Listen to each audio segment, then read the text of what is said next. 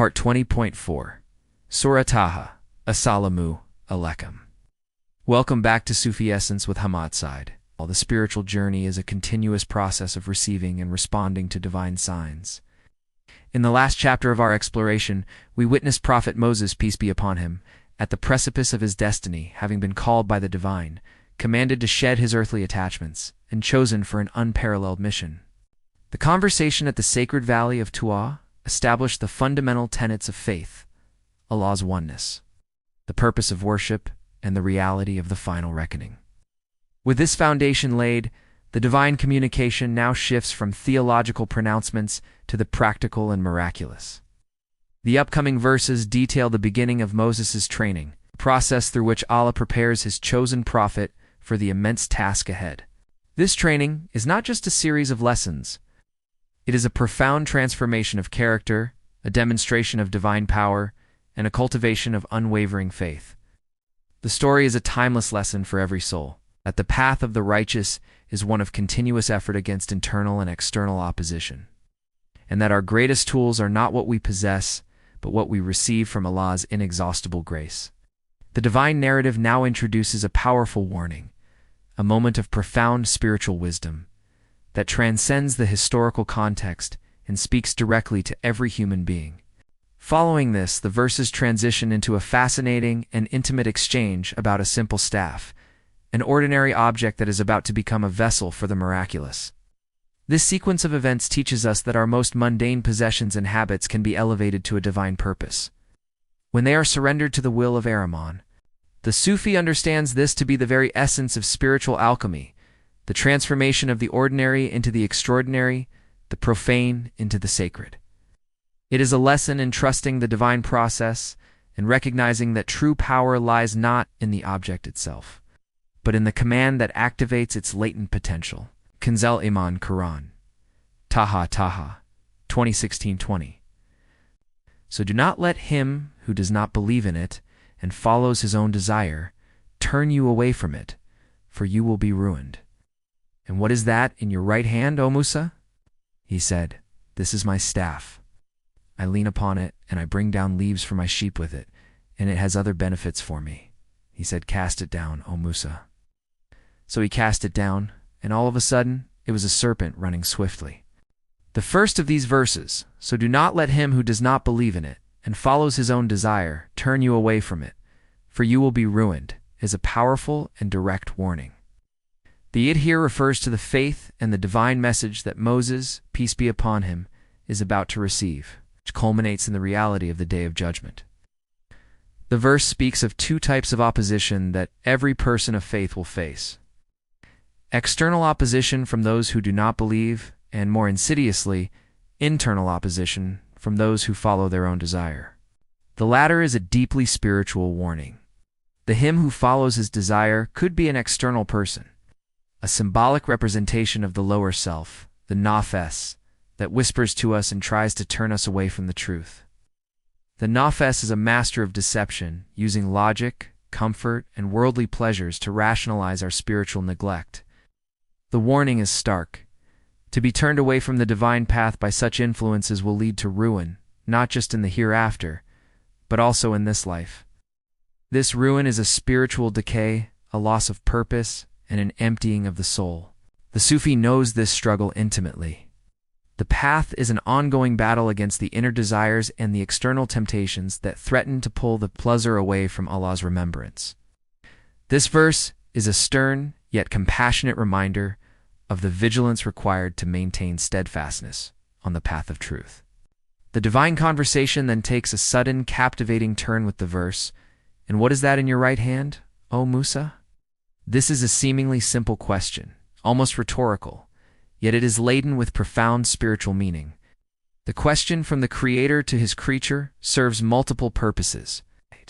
On a basic level, it is a direct address, a test of Moses' attentiveness and presence of mind. On a deeper level, it is a way of directing Moses' attention to the mundane object he holds, an object he knows so well, in order to reveal its hidden potential. The right hand is also highly symbolic. In Islamic tradition, the right hand often represents strength, truth, and blessings. By asking about the staff in his right hand, Allah is preparing to transform a symbol of human support into a sign of divine power. This is the first step in a process where Moses, peace be upon him, must learn to rely not on his physical tools or his own abilities, but solely on the power and command of Allah. Moses' response, as recorded in the 18th verse, is a testament to his humility and grounded nature. He said, "This is my staff. I lean upon it and I bring down leaves for my sheep with it, and it has other benefits for me." This is not the response of a mystic or a scholar. It is the straightforward, honest answer of a shepherd.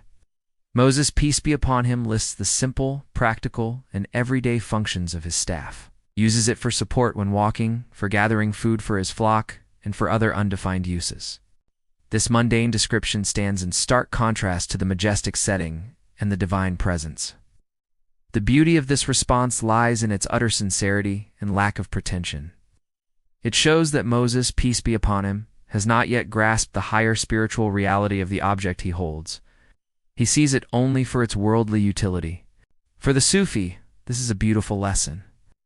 We often hold on to our worldly tools, our material comforts, our intellectual certainties, and our personal strengths, seeing them only for their mundane uses.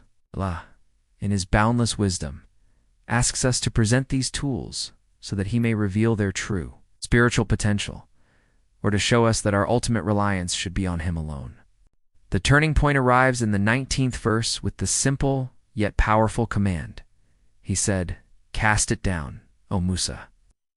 This is a critical moment of faith and surrender.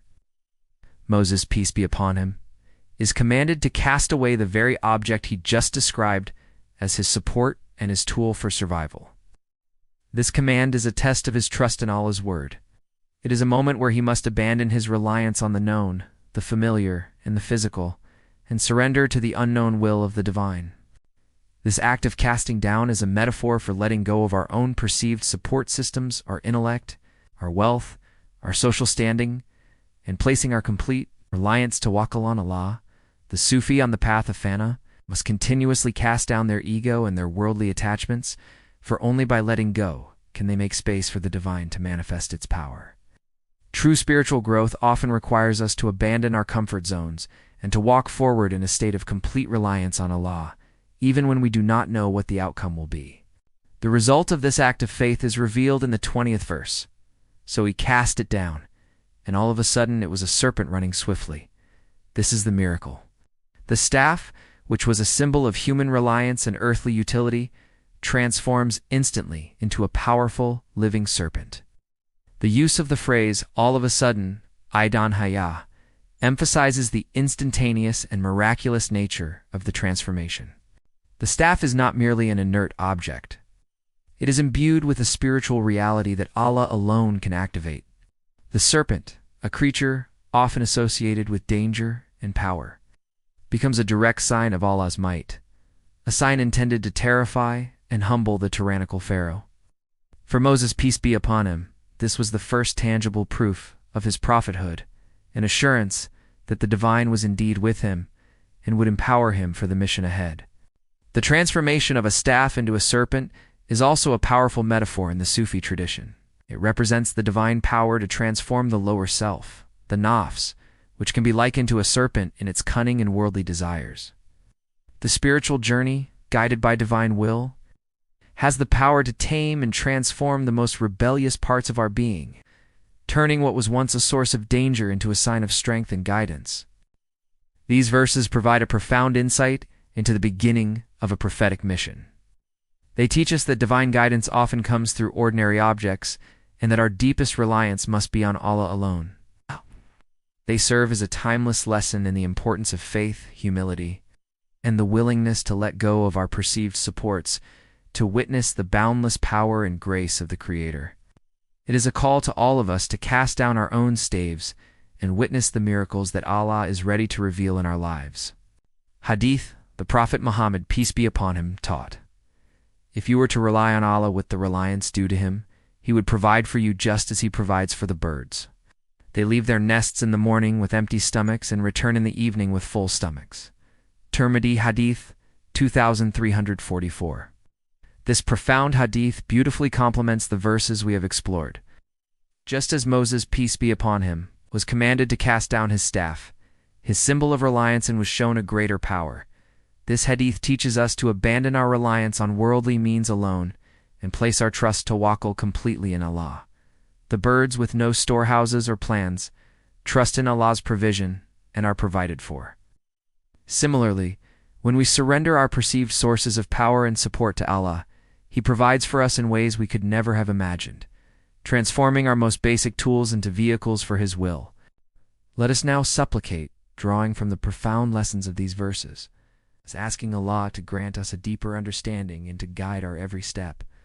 Ya Allah, grant us the strength to abandon our reliance on all that is not You. Make our hearts so firm in their trust in You that we can cast down our own staves without hesitation, knowing that Your power is infinite. Open our inner vision to see Your miracles in the ordinary and to recognize Your signs in every corner of creation. Safeguard us from the whispers of our own desires and the influences of those who have lost their way. Make our lives a testament to Your grace, and let every moment be a step closer to Your divine presence. May Allah illuminate your heart and mind with the light of this divine ilm. May He make your channel a beacon of guidance for all who seek spiritual clarity and truth. May your efforts be a source of immense reward, and may you be granted the highest stations of paradise. The peace and blessings of Allah always be upon you and your loved ones. May He grant you unwavering steadfastness on the path of truth, and may your work be a testament to His magnificent names, Ar-Rahman and Ar-Rahim. Ameen.